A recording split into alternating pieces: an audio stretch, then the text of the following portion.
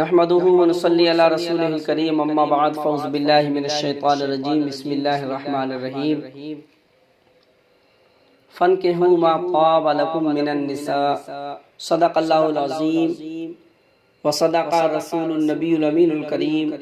ونحن على ذلك لمن الشاهدين والشاكرين والحمد لله رب العالمين۔ تمام تعریفیں حمد و ثنا اس اللہ رب العالمین کے لیے ہیں کہ جس خالق کائنات نے اس کائنات عالم کی تخلیق فرمائی، جس نے لفظ کن سے اس کائنات عالم کو وجود بخشا، جو حی القیوم ہے، رب العالمین اس کی شان ہے،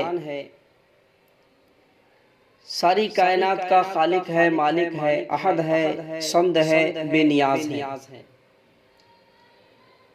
اور کروڑ درود و سلام ہوں اس نبی آخر الزمان صلی اللہ تعالی علیہ وسلم پر کہ جن کے صدقہ و وسیلے سے پروردگار عالم نے اس کائنات کو پیدا فرمایا، اس کو بنایا اور سجایا،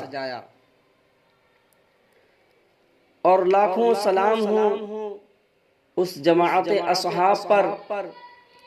کہ جن کی محنت و مشقت کی بدولت ہمیں اسلام کی دولت نصیب ہوئی۔ خطبے کے بعد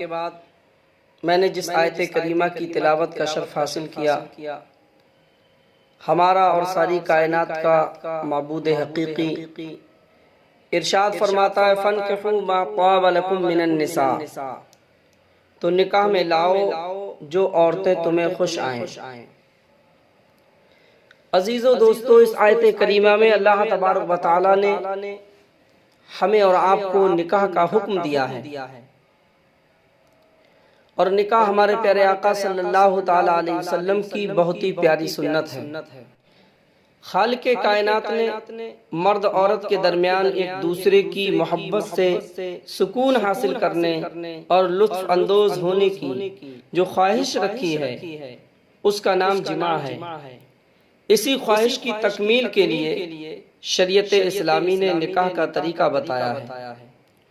اور نکاح ہمارے پیارے آقا صلی اللہ تعالی علیہ وسلم کی نہایت اہم سنت ہے۔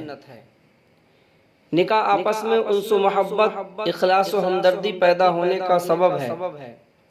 نکاح سے دو اجنبی افراد ایک دوسرے کے خیرخواہ بن جاتے ہیں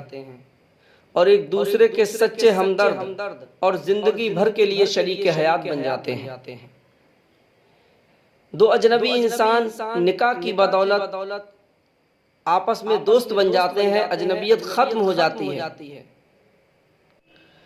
قرآن پاک میں رب ذوالجلال ارشاد فرماتا ہے وَاللَّهُ جَعَلَ لَكُم مِّنْ أَنفُسِكُمْ أَزْوَاجًا وَجَعَلَ لَكُم مِّنْ أَزْوَاجِكُمْ بَنِينَ وَحَفَدَةً، اور اللہ تبارک و تعالیٰ نے تمہارے لیے تمہاری جنس سے عورتیں بنائیں، اور تمہارے لیے تمہاری عورتوں سے بیٹے اور پوتے اور نواسے پیدا کیے۔ تو اللہ تعالیٰ نے عورتوں کو مرد کے لیے بنایا ہے، اور عورتوں سے اللہ تبارک و تعالیٰ نے بیٹے، پوتے اور نواسے پیدا فرمائے ہیں۔ حدیث مصطفیٰ صلی اللہ تعالیٰ علیہ وسلم ہے، قال رسول اللہ صلی اللہ تعالیٰ علیہ وسلم الدنیا کلہا متاع وخیر متاع الدنیا المرأة الصالحہ۔ نبی کریم صلی اللہ تعالیٰ علیہ وسلم نے ارشاد فرمایا کہ دنیا کی تمام چیزیں فائدہ اٹھانے کے لیے ہیں، اور دنیا کی بہترین فائدہ اٹھانے کی چیز نیک عورت ہے۔ دنیا میں جتنی چیزیں ہیں اللہ تبارک و تعالیٰ نے ہر چیز کو ہمارے اور آپ کے لیے فائدہ اٹھانے کے لیے پیدا کی ہیں۔ پانی سے ہم فائدہ اٹھاتے ہیں، آگ سے ہم فائدہ اٹھاتے ہیں، ہوا سے ہم فائدہ اٹھاتے ہیں، میوے اور گلے سے ہم فائدہ اٹھاتے ہیں۔ غرض کے کائنات عالم کی آپ جس چیز کو دیکھیں تو بے شمار اشیاء آپ کو ملیں گی جن سے ہم اور آپ فائدہ حاصل کرتے ہیں۔ اللہ کے رسول صلی اللہ علیہ وسلم فرماتے ہیں اللہ تبارک و تعالیٰ نے ہر چیز کو فائدے کے لیے پیدا فرمایا ہے، اور ان تمام فائدہ اٹھانے والی چیزوں میں سب سے زیادہ فائدے مند چیز، جس سے زیادہ فائدہ اٹھایا جا سکے وہ نیک عورت ہے۔ معلوم ہوا کہ اللہ تبارک و تعالیٰ کی دیگر نعمتوں کی طرح عورت بھی ایک نعمت ہے جس سے فائدہ اٹھایا جا سکے، اور یہ فائدہ جب اٹھایا جا سکتا ہے جبکہ اس سے نکاح کیا جائے۔ معلوم یہ ہوا کہ عورت سے فائدہ اٹھانے کے لیے نکاح کرنا ضروری ہے، اور نکاح نبی کریم صلی اللہ تعالیٰ علیہ وسلم کی اتنی اہم اور پیاری سنت ہے۔ حضرت معاذ بن جبل رضی اللہ تعالیٰ عنہ سے مروی ہے کہ رسول کریم صلی اللہ تعالیٰ علیہ وسلم نے ارشاد فرمایا کہ ایک صاحب نکاح کی نماز بلا نکاح والے کی نماز سے 40 یا 70 درجہ زیادہ افضل و اعلیٰ ہے۔ ایک شادی شدہ انسان کی نماز غیر شادی شدہ انسان کی نماز سے 40 یا 70 درجے زیادہ بہتر اور افضل و اعلیٰ ہے۔ اور ایک حدیث پاک میں آتا ہے نبی رحمت صلی اللہ تعالیٰ علیہ وسلم نے ارشاد فرمایا کہ جو غربت کے سبب نکاح نہ کرے وہ ہم میں سے نہیں ہے، اور اللہ تبارک و تعالیٰ فرشتوں کو حکم فرماتا ہے کہ اس کی پیشانی پر لکھ دو کہ اے سنت رسول کے چھوڑنے والے، اے سنت مصطفیٰ کے ترک کرنے والے، تجھے قلت رزق کی بشارت ہو۔ ایک اور حدیث پاک میں آتا ہے، حضرت جابر رضی اللہ تعالیٰ عنہ سے روایت ہے کہ رسول کریم صلی اللہ تعالیٰ علیہ وسلم نے فرمایا کہ جب تم میں سے کوئی نکاح کرتا ہے تو شیطان کہتا ہے ہائے افسوس، ہائے افسوس، ابن آدم نے مجھ سے اپنا 2/3 دین بچا لیا۔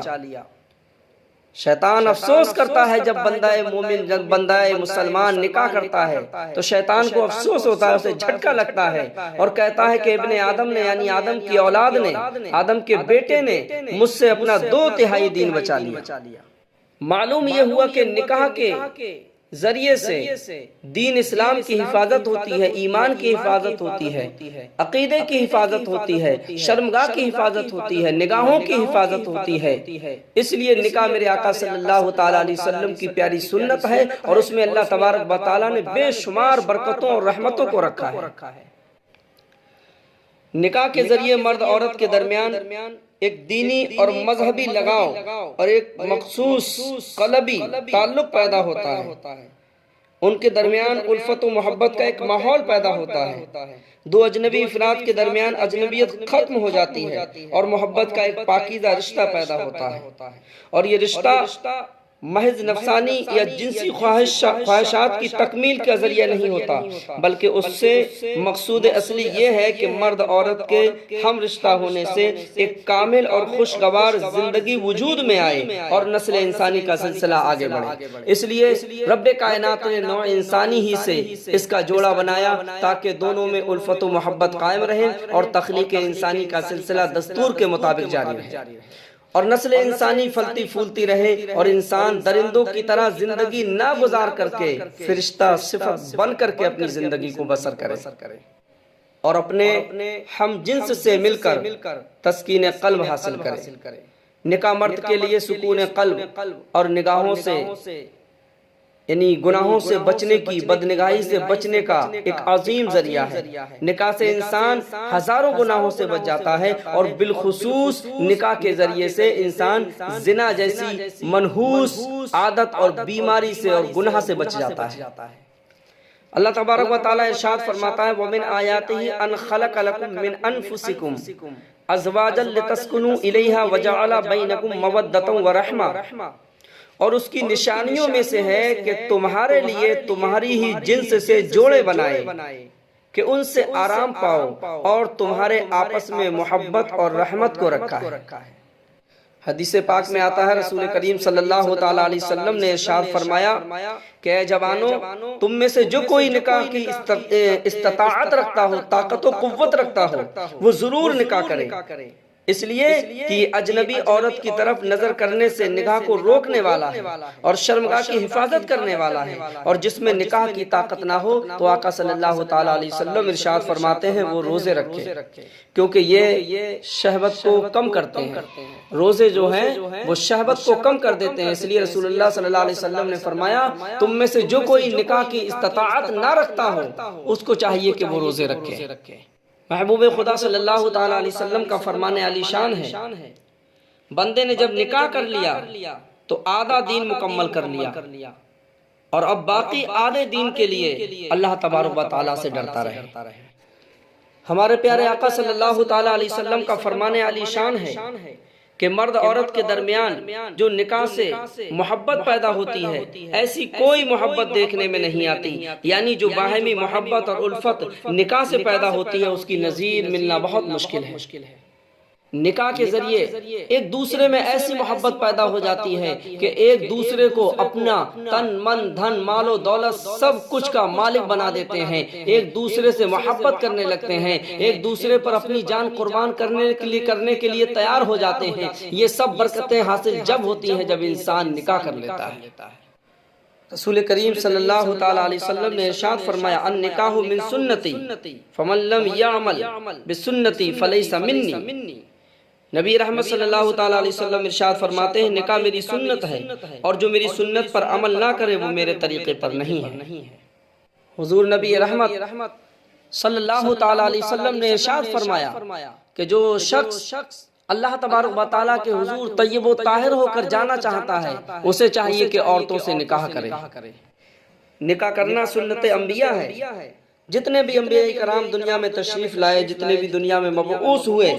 سب نے نکاح کیا، سب نے شادیاں کی۔ حتیٰ کہ حضرت یحییٰ علیہ نبینا علیہ السلام کے بارے میں بھی ہے کہ آپ نے شادی تو کی لیکن کسی وجہ سے آپ جمع نہ کر سکے۔ اسی طرح حضرت عیسیٰ روح اللہ علیہ نبینا علیہ السلام جب آسمان سے نزول فرمائیں گے تو آپ شادی کریں گے اور آپ کی اولاد بھی ہوگی۔ تو عزیزو دوستو، نکاح کی بڑی فضیلت آئی ہے۔ نکاح کرنا اور پھر اس کے حقوق کو ادا کرنا اور اولاد کی تربیت میں مشغول رہنا، یہ نفل نماز پڑھنے سے زیادہ افضل و اعلیٰ ہے، زیادہ بہتر و بالا ہے۔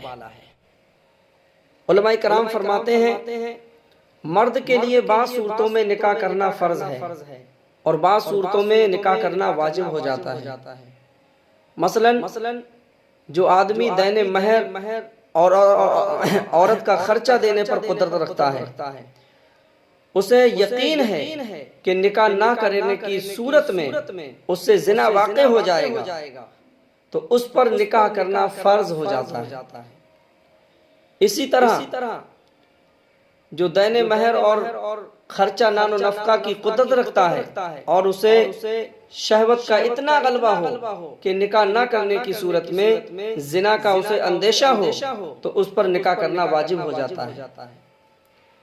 اور اگر اعتدال کی حالت ہو تو نکاح کرنا پھر سنت موقدہ ہے۔ اور اگر آدمی حرام سے بچنے یا اتباع سنت یا اولاد حاصل کرنے کی نیت سے نکاح کرے گا تو انشاءاللہ العزیز اس کو ثواب بھی عطا کیا جائے گا۔ جو شخص محض لذت یا قضاء شہوت کی نیت سے نکاح کرے گا تو اس کے لیے نکاح کرنا مباح ہے۔ جس آدمی کو یہ یقین ہو کہ نکاح کرے گا تو نان و نفقہ نہ دے سکے گا یا جو ضروری حقوق ہیں ان کو پورا نہ کر سکے گا تو اس کے لیے نکاح کرنا حرام ہو جاتا ہے۔ ان کا اندیشہ ہو کہ نکاح کرنے پر حقوق ادا نہ کر سکے گا، نان و نفقہ نہ دے سکے گا، اندیشہ ہو، پکا یقین نہ ہو تو اس کے لیے نکاح کرنا مکروہ ہوتا ہے۔ خلاصہ یہ کہ بعض صورتوں میں نکاح کرنا سنت اور بعض صورتوں میں فرض اور بعض صورت میں حرام ہے۔ نہ ہر صورت میں نکاح کرنا سنت ہے، نہ ہر صورت میں نکاح کرنا فرض ہے اور نہ ہر صورت میں نکاح کرنا حرام ہے، بلکہ اس کی بعض صورتیں ہیں جن پر نکاح کرنا واجب ہے، نکاح کرنا فرض بھی ہے، نکاح کرنا سنت بھی ہے اور نکاح کرنا منع بھی ہے، حرام بھی ہے، مکروہ بھی ہے۔